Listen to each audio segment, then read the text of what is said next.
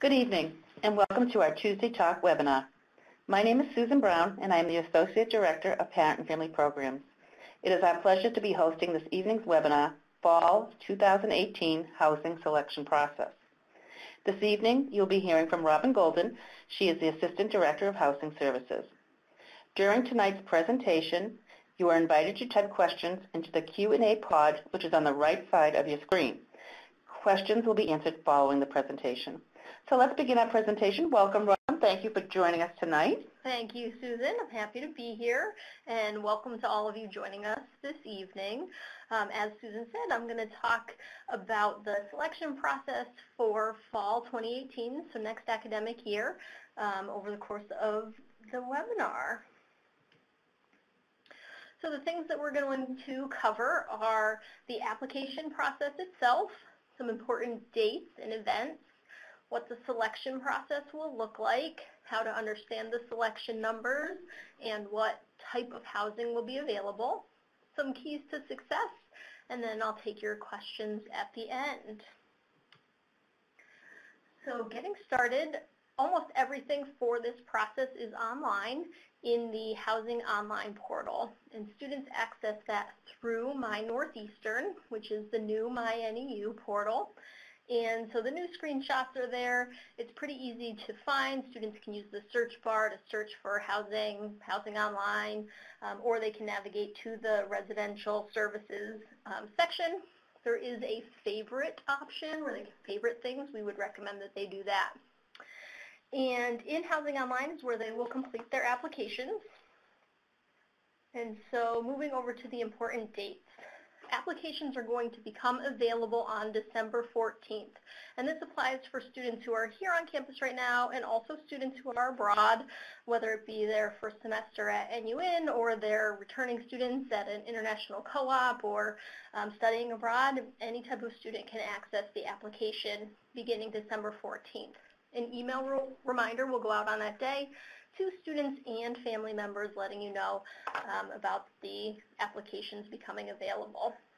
The 4 applications are for fall 2018, spring 2019, summer 1, which is also called new term if your students are a first-year student either starting in the fall or in the spring, and summer 2. It is very important that your students apply for whatever terms they think they're going to need housing. And that's really specifically important for fall and spring. We tend to have flexibility in the summer for late requests, but for fall and spring, we are going to be operating, at capacity. And so even if they're thinking that they might do a study abroad and they haven't been accepted yet, or they're interested in doing a co-op in California, but they don't know that they'll get one, they should still apply for housing. And we have really flexible cancellation schedules for study abroad or out-of-area co-ops. And then we have published cancellation deadlines if they want to cancel for any other reason. But it's always safer to apply and then cancel by a deadline than to decide later on that you need housing and come to find out we're already at capacity. So the application itself is pretty straightforward. They're just letting us know really that they're looking for housing. They'll answer a few basic questions, and they can begin to start forming roommate groups at that time. So that will continue throughout the process. And their application is due by January 19th. And so that's a really important deadline, and it's a hard deadline. So we'll send some reminders along the way, but make sure that your student has applied by that date. After we receive all of the applications, we will review how many students are interested, and students will begin the process by receiving their selection number, roommate group PIN, or their waitlist number on February 1st. So we're going to talk a little bit later about students who get on the waitlist, but if your student is a waitlisted student, they know in plenty of time to begin the off-campus housing search process. Then students actually begin to select their housing February 20th if they're a third year or above, or March 13th if they are a rising second-year student. During both of those times, the processes really run totally separately, but each student can participate in group or individual/general. I'll call it individual for the purpose of our conversation. So they'll get a selection time for both of those options. If they choose to participate in group selection, that's when they, along either themselves, if they're filling a one-person apartment, which we do have, primarily for the upper class students, or anywhere up to 6 students, where they would fill an entire apartment or suite with their group. A tip of the trade, if your student is going to be a rising second year, which I imagine many of you listening tonight, that is the case, we would recommend groups of 4 or maybe groups of 5. Most of our inventory is going to be groups of 4 or 5. And then if they participate in the individual selection, they can either select on their very own, or if they are a group of 2 but they didn't like any of the 2-person options, they could fill 2 spaces within a larger suite or apartment during that process. Selection numbers, if your student gets a selection number, those are random. There's no benefit to applying on December 14th or January 19th. It's just important that they do that during the time frame. And they're based on they're random by class year. What determines whether a student gets a selection number versus a waitlist number kind of ties into that third question about being guaranteed housing. So many of your students are guaranteed housing if they entered Northeastern in the fall of 2014 or later as either a traditional first-year student in the fall or an NUN student in the spring. They are guaranteed housing as long as they apply on time, and so they would get a selection number if they do that. Rising second-year students are also required, and so whether they apply or not, we will apply for them, and then they will get a selection number. So if your student is a 3rd, 4th, 5th-year student, and they're in the upper class process, they're going to have apartment and suite style options available to them. We do have different ranges of pricing, so that's something we really encourage you to look at on our website are the room rates. And so we have options across all of the room rates, economy being the lowest, standard being a midpoint, and enhanced being the most expensive. In the upper class options, there are, that's where you'll find our leased property options, slightly more independent living, options in the West Village apartments, other apartment options, and then the suite options are primarily single rooms in International Village. For the rising sophomores, again, we have both apartment and suite style, again, options at all 3 price points. We do have apartment options. These are last year's, and so the official buildings won't be decided until February when they get their selection numbers, but traditionally there are the options over on Columbus Avenue, in the Davenports, 10 Coventry, 780 Columbus, a few in the West Villages as well. And then they have a lot of options in the suites in International Village, both singles and doubles there. Our rising second-year students don't have the options of those leased properties. So we talked a little bit about that selection as a group, and so just to reiterate, the student who has the lowest number, so the best number, will pick for the group, and at their selection times when they will log into Housing Online, again, as I said, almost everything is done through that portal, and they will select their housing on behalf of the group. And so the group person representative does need to be prepared with their roommates' Northeastern ID numbers and their group PINs. If they have already created their group and they're not making changes to it at this time, they won't need to re-enter that information, but it's helpful to have on hand in case they're anticipating that they might change their group or their group size at the actual moment they select. They will need that information then. But they can form their group really up until the selection time. They can change it throughout the selection time if they want, but they would need that information. Something really helpful to know is that students can view the available vacancies for their selection. So if they're a rising second year, they see their designated housing, and if they're an upperclassman, they see their designated housing in real time leading up to the actual selection. So once we give them their selection numbers on February 1st, there is a vacancy report, so they can see what the whole pool of housing is going to look like. And then once the selection process actually starts and people start selecting, they can watch in real time as people select different apartments. So we would, really encourage them to look at that vacancy report ahead of time and come up with multiple options that they would be interested in instead of just one. We also have available to them a practice selection so that they're really prepared at the time that they go into the process, so there aren't any surprises for them, that they can be well prepared in advance. Similarly, if they're looking as an individual, they'll have a time for that as well, and they would, in the same way, log into Housing Online and select from what's still available at that point.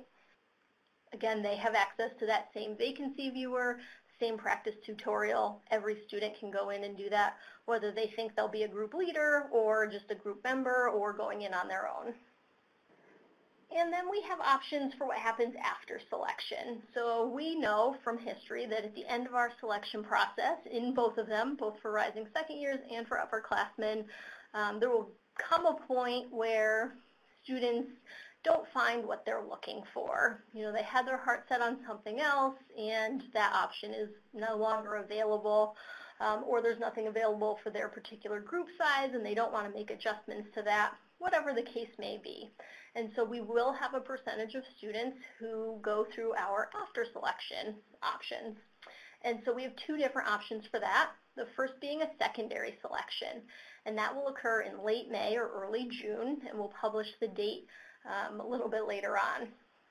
Because we're a co-op school and because we strongly encourage study abroad experiences, we know that we receive many, many cancellations between February and late May, early June, and ongoing from that point. And so the things that are available during the secondary selection are spaces that other students previously selected and have canceled from. And then the other option is the PAUSE form. It stands for Placement Assistance with Staff, and it's a very detailed form that the student fills out, again, through their Housing Online portal that tells us exactly what they're looking for so that we can do the placement on their behalf, again, as those spaces open up. So it is very possible that your student may find themselves in one of these two processes. It's nothing really to worry about. It is the nature of housing at Northeastern that because we have to be flexible with those deadlines for co-op and study abroad, that we have more students who begin the process than we'll actually select at that time. And so we'll always have students kind of in that pending process who are going to participate in these secondary options. So some keys to success, ways that you can help us and we will help your student. First of all is understanding what halls and spaces are available to them. So utilizing the vacancy viewer and floor plans that we have available really shows them everything that they're looking for. And if they don't know how to navigate that, say they really want to know where all of the 5-person apartments are on campus, they can certainly come into our office. If they can't find them on their own through the vacancy viewer, we can show them that. But taking time to really understand the options that are available to them beforehand is probably the number one tip that I would give any student. The better prepared they are, the more happy they're going to be with the outcome. And then the other piece with that is price point. So our halls, I mentioned, are going to either be economy, standard, or enhanced price point. And certainly there's some of you out there where it really doesn't matter and your student can select from any of the available housing. And then there are many of you out there where you're going to want to set a limit with your student about what type of housing they select. And it's really important that your student has those conversations with you and that your student has those conversations with members of their group. Kind of a really challenging situation for our students is after they select as a group and then someone in the group says, you know what, I actually realize I can't afford that housing option. I need to back out. And then, to try to relocate an entire group can be really hard, or that student moves and then the space is filled with a different student who's looking. And so we really encourage that part to be a conversation that every group has and every student has with their family if you are contributing to them being here at Northeastern. And then the second one with that is having several options in mind. most students aren't going to get their very number one ideal apartment. It's just someone's going to get it, but not every student can. And we would encourage them to go in with multiple options, especially, they're going to know their selection number and their selection time and where they fall in the selection process. And so if they're in the third time slot on the first day, then they probably don't need to prepare as many options as someone who's in the 10th time slot on the second day would, just because more people are going to select before that second group than are before that first group.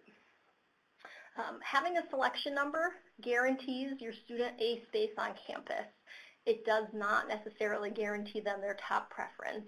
We don't have enough singles in West Village for every student, and we hear that a lot. So there are other options out there, and we want them to know that they're going to get a space. And so what is really most important to them? Is it being with this group size? Is it being at this price point? Is it being in a single room? Is it being in an apartment versus a suite? And then working from there. Once you really identify your number one priority and maybe number two, you're going to have to maybe let numbers 3, 4, and 5 go if you're not one of those, top selection groups. Communicating with roommates, I've talked about on price, but also location, amenities, who's in the group.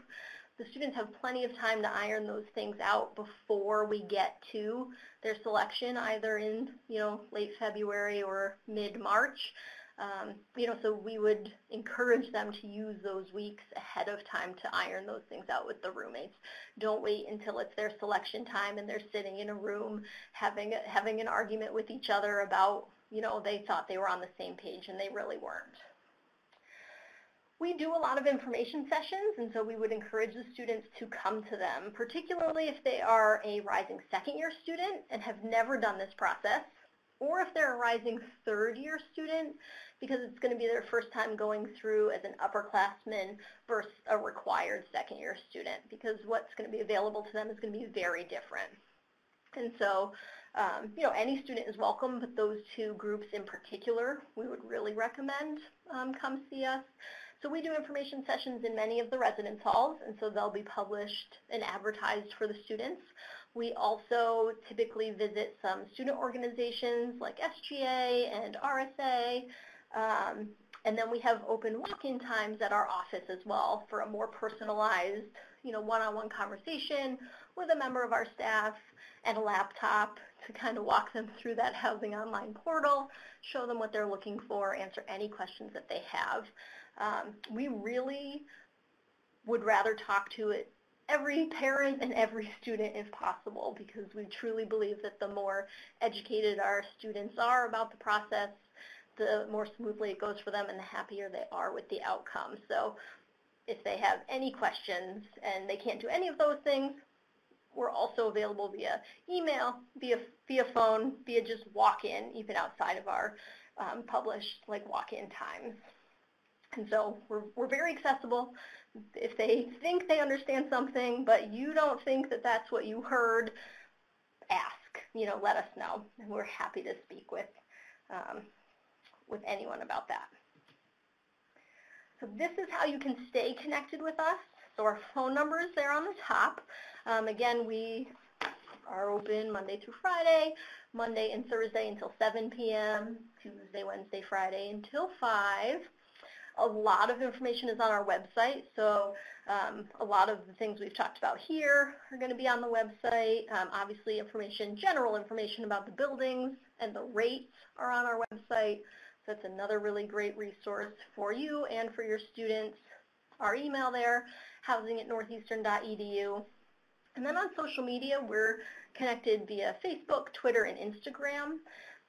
We would encourage you or your students to follow us on at least one of those platforms. We send a lot of reminders about due dates, upcoming events, the programs, the info sessions through our social media. And so even if you don't want to follow us the rest of the year, between December and March, I would personally really recommend it. You don't have to follow us on all three. We put the same information out there on each. But I would strongly recommend that you that you do stay connected with us in one of those ways if possible. Great. Thank you, Robin. That was really helpful. So at this time, we are going to begin taking questions from the audience. Again, on the right-hand side of your screen, the Q&A pod is on the right side. You can type your questions. Okay, I see a lot of questions coming in, and I know we won't be able to get to all of them. But if we do not, you can email us at parents@neu.edu, and I'll give that information out again at the end. But please keep in mind when we begin to take questions that we ask that you refrain from posing personal questions pertaining to your student, because we're just trying to answer general questions about the housing process. So, Robin, can you talk a little bit about what is the difference between an apartment and a suite? Absolutely. Sometimes we use lingo, and that's a really great question. An apartment is a space on campus that has a kitchen. And so apartments come in all three of those price ranges, economy, standard, and enhanced. All of them have kitchens. Not all of them have living rooms. Economy options do not. But they all have kitchen, bathroom. And then the suite options have a shared bathroom, but no living area or kitchen. And so students in those buildings, which for upper class students and second year students is in International Village, they're required to be on the meal plan because they don't have a kitchen. There's a few questions from parents pertaining to health conditions. My student has a health accommodation for air conditioning. Does the accommodation form need to be attached to the student's group housing selection form? Great question. So students with housing accommodations through the Disability Resource Center for any health-related reason, they need to make sure when they fill out the application that they select a yes to the question saying, do you have a housing accommodation? And then we send that list over to the Disability Resource Center just to make sure that everything is up to date with those students. We do maintain students who have approved accommodations, but they do a final review. And then depending on the student's accommodation, they'll either go through the selection process if it's something that they can get in almost any community, or if it's something specific, then they would go through what's called pre-selection, where they will actually meet with someone in our office ahead of time to make sure that they're able to get a space on campus that meets that medical need. So if a student had a medical need one year, do they have to fill out that every year, or is it carried over? So they have to every year on the application say yes, that they want and need accommodated housing. But as far as updating documentation with the Disability Resource Center, it can depend on their actual medical conditions. Some students have things where they want updated documentation each year, but many students, once something's approved, they don't need to update anything with the Disability Resource Center. And so we would encourage each student who has an accommodation, once mid-December comes and they fill out the application, to touch base with their specialist over there and just ask if there's anything updated that's going to be required for them for the next year.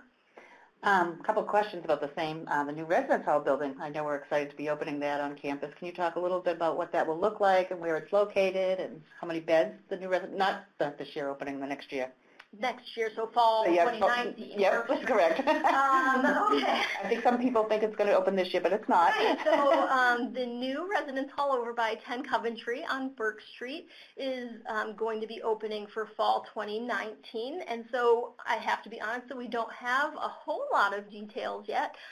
We know that it will be apartment style, and we know that it will be a collaborative housing, like a public-private partnership that we will maintain with, a leasing agent. And so it will be exclusively Northeastern students, but we're not 100% sure what that process is exactly going to look like, if those students will still select through a process like this, or if they're going to select a little bit differently.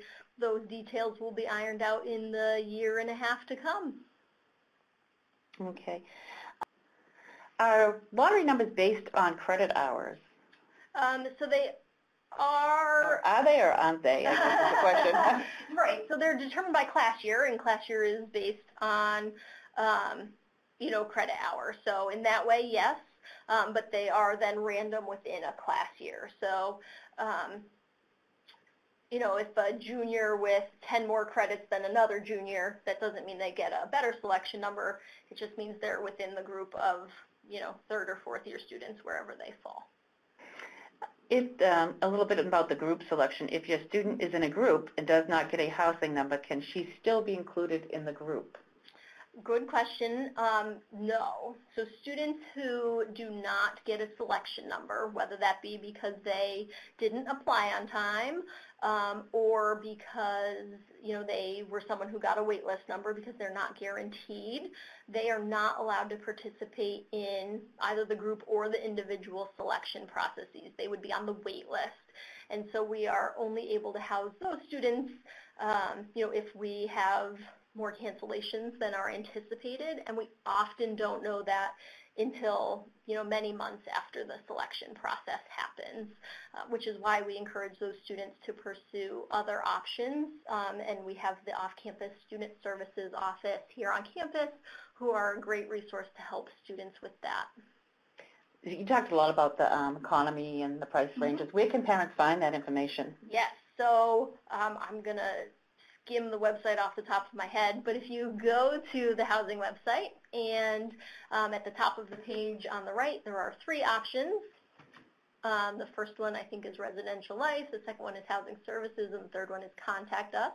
I believe under housing services there's a link for room rates, and so you'd want to click on that, and then they're outlined on the page. So the page itself is rather long, but then there's also a PDF that I would encourage you to look at that puts everything kind of right in one place that I think is the most user and reader friendly version.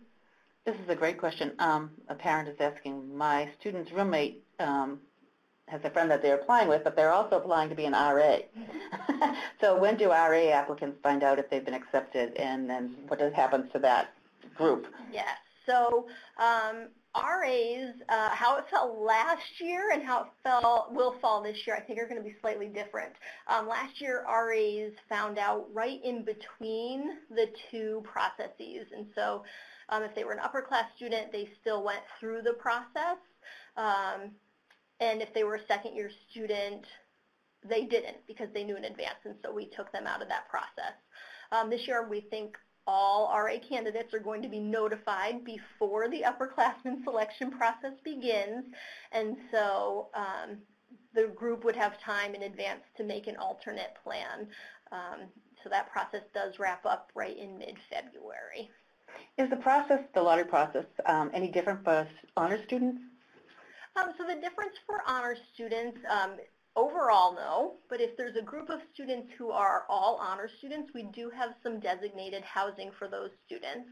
Last year, West Village C was available for rising second-year honor students, and the East Village apartments were available for upperclassmen honors students. We haven't totally finalized that they will be the same buildings this year, but there will be spaces available for our honor students if they want to remain in honors housing as full honor student groups. And the amount of housing available to them does go down a little bit each year because as they interact with and make friends with students outside of the honors program, we just find a smaller demand based on the class year as it increases for exclusively honors housing. Okay. How do students, you spoke about this at the beginning, and I see lots of questions where people joined in late, and before the end of the presentation, we will go to one of the first screens where Robin spoke a lot about the deadlines, but can you just review quickly about how does a student get a selection number? Sure, I can go. And well, actually, why don't we put the screen back up with the important dates, too, because there's lots of questions about that. Back there right now. Okay, so if you joined us a little bit late, welcome. Some of the important dates that we talked about involve the applications, and so the application becomes available December 14th, and as a reminder, that is an application for fall, spring, summer 1, and summer 2. They have to indicate their interest in each of those things, and we will send reminders to students, fall and spring being the very most important, that if they think they're going to need that housing, that it's so important that they apply for it on time because we will operate at capacity. And then the deadline being January 19th. Okay.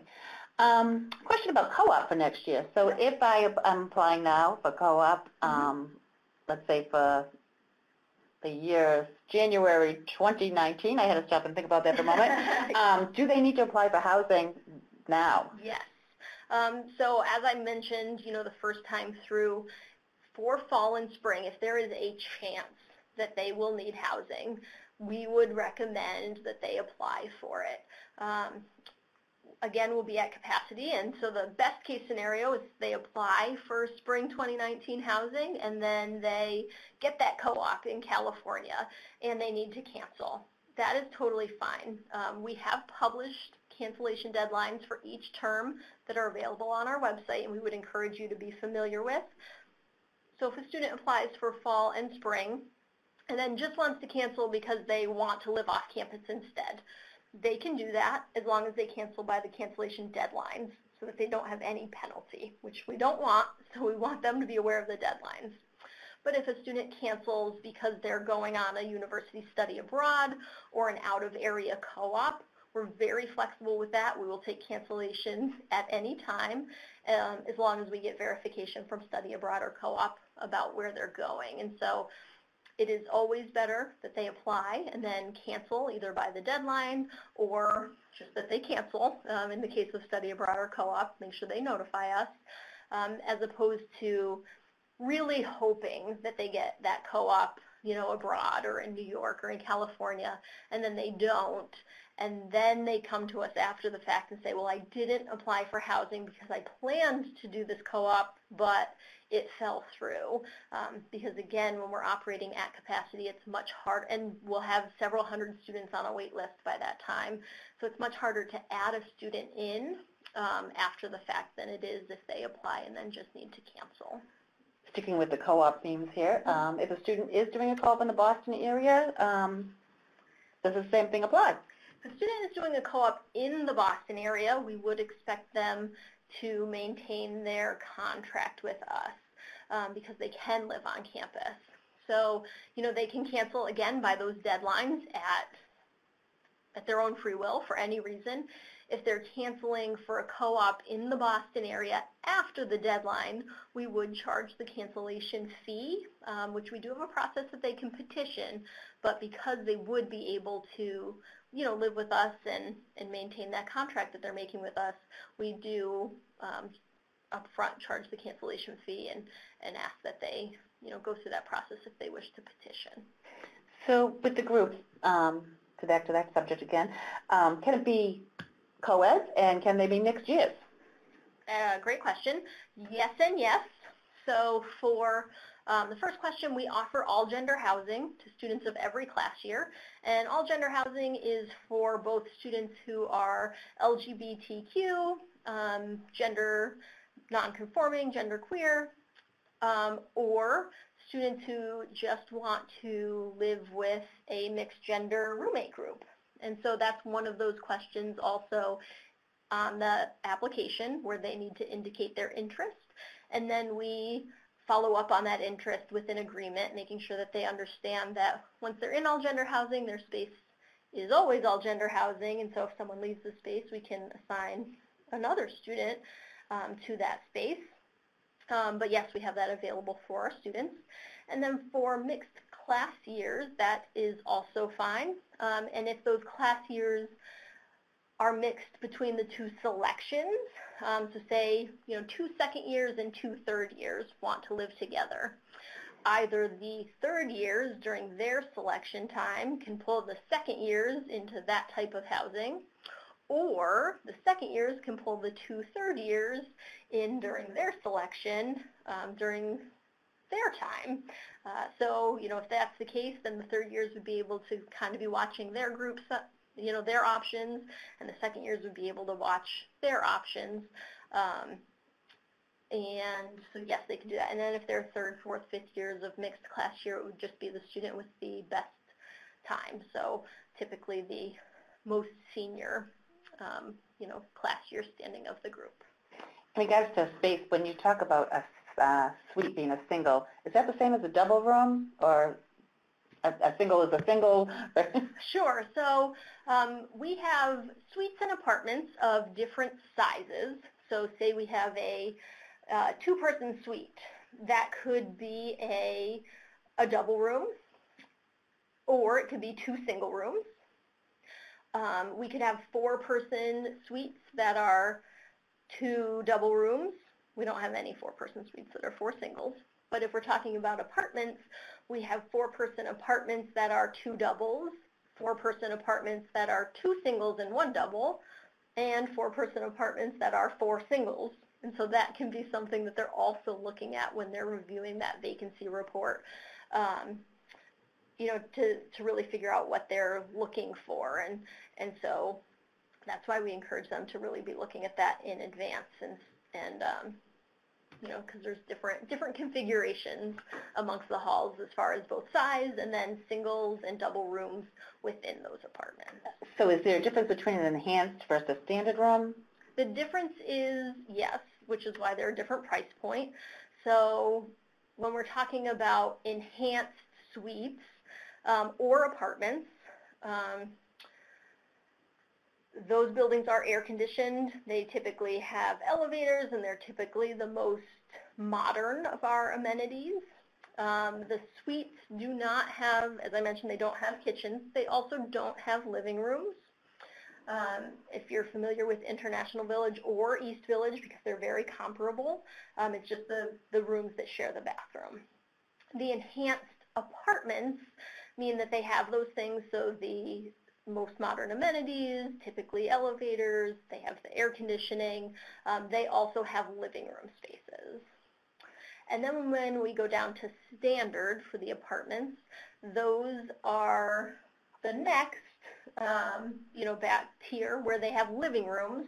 They are typically not air conditioned, they're not as modern. And then the economies only have the kitchen and the bathroom. They don't have a living room. So it could be, it's mostly just like a corridor, a hallway, where the, kitchen is at one area, and then the bedrooms are kind of down a hallway instead of just having a living room also.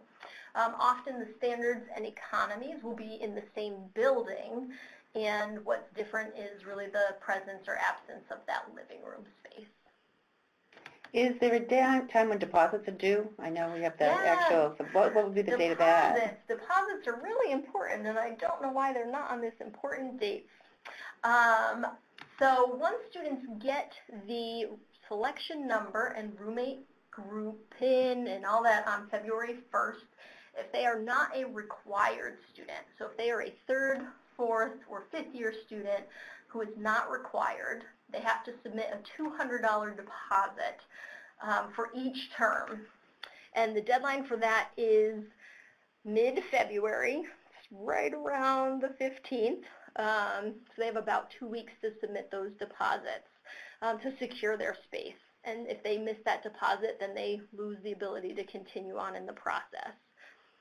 For required students, so your rising second years, we don't require a deposit because they have to live with us, and so it wouldn't matter whether or not they submit that deposit, so it would be redundant of us to ask for that. And so, we waive that deposit for them, but the upper class students do have to make that $200 deposit for each term.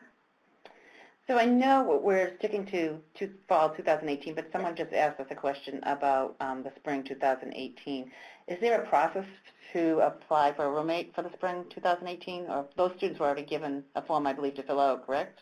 So spring 2018, which is right around the corner, so most students, if we're referring to students who are just joining the community, they had the opportunity to fill out an application and request roommates. Students who are living with us right now had, most of them they're continuing on in the same space. If they wanted to change rooms, we already had a process for that called spring reassignment. And upperclassmen who are rejoining the community, they went through a selection process as well, or are still pending now in one of those secondary processes. So every student has had that opportunity. At this point, if there's something they're looking for that they haven't previously identified to us, it might be challenging, as we're rolling into spring 2018, but they could certainly contact our office. We talked about the different price rates. When will the 2018-2019 rates be available? When can parents expect to get that information? That really varies and is sometimes outside of our control. It will be at some point during the spring selection process. Looking at this year's rates and anticipating, that they will go up a few percentage points is, always a safe place to start your process. But it varies, and so it'll be at some point in the spring. So we have a question.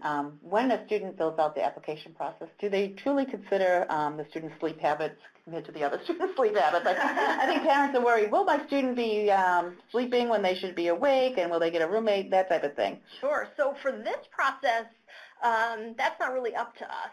So for the process that your students go through as first-year students, when we are placing them, yes, we do consider that. For this process, when students are selecting their very own housing and forming groups, we at the forefront don't really have any control over that. They're choosing who they live with. If they participate in the pause process where we are placing them at the end, then yes, we look at that to some extent, but what we find often with our upper class students is they don't really update that information. It carries over with them from year to year. And so what we really try to accommodate with our upper class students is meeting those top priorities, whether it's price point, roommate group, where they're living, and any other priorities they identify to us in the comments. And so if their top priority was, I really want to be with someone who has indicated that they stay up late, we would look at that. But often with our upper class students, they have other priorities. So I note that I see several parents in here who are going to be starting in January. When will those assignments be going out for the NUN students who will be returning to campus? Sure. So those are going to begin going out at the end of next week, and then the end of the week after that. And then if there are any lingering assignments, the latest they would go out would be the 28th of December. But certainly our goal is that every student will have it by the 22nd of December. Can you just talk a little bit about leased housing options and maybe like what kind of percent of upper class students, third year students, fourth year students end up in leased housing or will get leased housing? Sure. We have about 750 of our 9,200, I think we're up to now, beds are in leased properties. And, so I'm not going to do the percentage off the top of my head and embarrass myself, but that's how many. And they range from, being right here as close to campus as many of our residence halls, to a little bit further away. They also range in price point. We have economy, standard, and enhanced options in the leased properties. So they also offer a wide array of options in those communities. The differences in the leased properties are that typically cable and internet are not provided by the university, but we do give students a credit each semester to help offset the cost of that for them to set it up on their own. And if they're in a 3 or 4 person apartment, as long as they're not signing up for some outrageous cable package, which I think most of them do not, that credit combined amongst the occupants of the apartment is typically enough to just about cover their costs. Often those buildings also don't have laundry facilities in them, or they have laundry facilities in them that are a little bit more expensive. And so we give those students the ability to come onto campus and utilize laundry facilities in a designated residence hall near their building. So Robin, asking your expertise in this, if a student is considering on living off campus, when would you suggest, let's say for the fall of 2018, when would you suggest they start that process? They could start as early as now, although inventory I think peaks around February and then, into March. So if they're even considering it, we would encourage them it would not hurt to touch base with off-campus student services, if they have time before break or, right when they get back isn't going to hurt anything. That gives them the most opportunity to see what's out there and find something that they're really excited about. But yeah, inventory really peaks here in the Boston market, kind of February, March, to get the most bang for your buck. And then after March is when there's always inventory. We're in an urban area, but you might be looking at something a little further from campus than you were originally looking at, or a little bit more expensive, or a little bit smaller. So we would, encourage them to start that process in January or early February, at least to get their foot in the door, know what they're looking for, sign up for the online listings with off-campus student services and things like that. So we know freshman students have to have a meal plan. What about sophomores when they go into an apartment? So any student living in an apartment outside of first-year students, so first-year students coming back from NUN who are in an apartment still have to have a meal plan, the 5 meals a week. But any sophomore or upper class student in an apartment is not required at all to have a meal plan. They can, but they do not have to. And the options available to them, some students in the apartments will select one of the profiler plans or the 5 meal per week plan, just so they have, they don't have to do all of their meals. And certainly we have students in the apartments who are on a full traditional style meal plan as well. And then any student living in suite style housing, whether they be a 5th-year student or a 2nd-year student over in International Village, is required to have at least the 10 meal per week plan. Great. So I know a lot of parents are asking, as I said, this is fall 2018, if a student is interested in housing for the summer, what should they do, and when would they be for the summer of 2018? Yeah. Yep. So that application is going to be available at the same time as fall and spring, and so we would encourage them to apply. We do typically have a little bit more flexibility with summer, particularly with summer 2, where we can accept later deposits. We have not traditionally reached a place where we've been at capacity for summer, although we are very close to approaching that for summer 1. So we would encourage them to apply during the application period as soon as they know that they want that housing. Okay. What can a student do if they don't get along with their roommate? Absolutely. We offer a variety of things. So the first thing that we offer at the beginning of every semester, whether it be fall, spring, summer 1, or summer 2, those go fast, but we still do it, is what's called an open room change process, where any student can request a room change or to consider a room change, no questions asked, really for any reason. Students fill out an application during the 2nd week of the term and then meet with someone in our office during the 3rd week. That gives us time to figure out where our vacancies really are, figure out who hasn't come back, and they can get options to look at with no commitment. If they just want to come in and explore and see if there's something that might be better, then great, they can do that, and they don't end up finding something, they don't have to move. Or they'll find something great and they can move. And that process, that's when it starts, and then it will run for another about 2 weeks, 3 weeks beyond that in fall and spring. It's obviously much shorter in the summer terms that are only 7 weeks long. And then after that, we go into a period of time where we do require, in most cases, that students at least meet with their resident assistant or their resident director first. To kind of see if they've been living with each other for a while now, what's going on, why now are we having a problem, and so the staff in the halls is going to try to help them resolve that problem. If it is a problem that can't be resolved, though, they'll then refer them to us in housing to, similar to the open room change, look at options. And again, there's no commitment. If they don't find something, they don't have to move, but that the option would be available to them. The only time we really don't permit moving except in emergency situations are in the last few weeks of each semester, because we have done so many assignments rolling into the next semester that it can be hard for us, and the staff to really navigate where we have space available for them to move. It just gets a little complicated. So for most of the semester, every semester, we have processes in place to allow students, if they're having a roommate disagreement that they're not able to resolve, to find a different space on campus.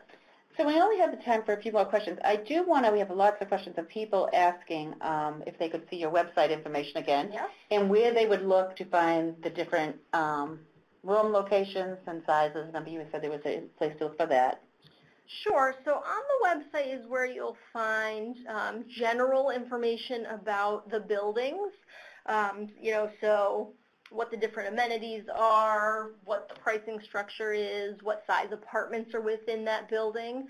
And then students are going to get more specific information about, like Davenport A 240 is a, four-person with 2 doubles.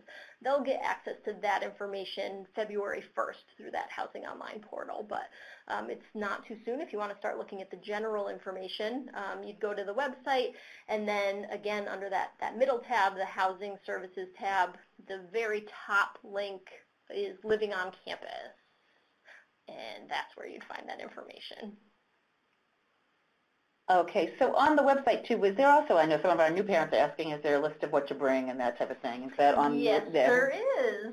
I think that's in the Residence Life section, but there's some suggested items of what to bring and what not to bring, and then you can also find a PDF copy of the Guide to Residence Hall Living, which is some of the more policy things that would really outline, mostly fire safety things that students aren't allowed to bring. So between that list of what to bring and what not to bring and that guide, there's some good information there. There's also a PDF called the Move to Campus brochure, and there's also good information in there about suggested things to bring and not bring. Okay. So we'll just have a final few last questions, and then we'll have to wrap it up.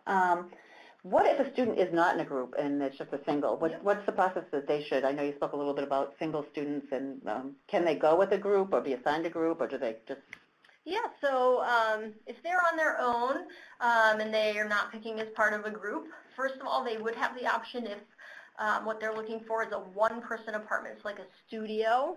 Again, most of those are available for our upperclassmen, but there are a few for the second-year students as well. And that could be a studio suite or a studio apartment. They can try during the group, because a one-person apartment is a one-person group. Or if they're just looking for a space within an apartment, they want to live with people, but they don't really know who, or they don't want to pay for one of those studios. They are pricier. Then they would go through that individual selection on the individual selection day at their designated time. And then similar to group, if they don't find something that they're looking for, they can fill out the pause placement form, and we would place them as well. We also are looking to do some new programming that we haven't really done in the past, as far as, if there are students who are looking to connect with other students, they can look out on our social media. We're hoping to host a couple of things at our office for that as well. Just to clarify, for the summer housing 2018, they don't get housing lottery numbers for that, correct? It varies. New term, so rising, so current first-year students, either fall or NUN, they will not get a selection number for summer 1, which is new term. We will place them. For upper class students, it's a process if they can be squatted in their current apartment, meaning maintain their spring space for summer, we do that. And then some students will go through a selection, and then summer 2, there's no selection at all. It varies, if they are here for summer 1 and can keep their space, or if they're coming in for fall and we can get them in their space, we go through all of that up front, and so that's entirely done administratively through our office in a pause placement form. So summer looks a little bit different just because not all of our buildings are open in the summer, but we want to make it as smooth as possible for as many students as possible. Okay. I know there are still several outstanding questions out there, and unfortunately we are not able to get to all of them. If we didn't get to your question and you would like to email us, you could email us at parents@neu.edu, and I'll be sure to forward those on to Robin. Here's our information for the parents' office. And just before we finalize, I just want to say the webinar is now ending. So thank you again for joining us. I hope you all enjoy the end of the fall semester when your students will be coming home. I know it's a happy time to be looking forward to. And like I said, please call us or email us if you have any questions that you feel that we did not get to. Again, thank you. Thank you, Robin, for joining us. Thank you, and everyone. we look forward to talking with you again in the next webinar.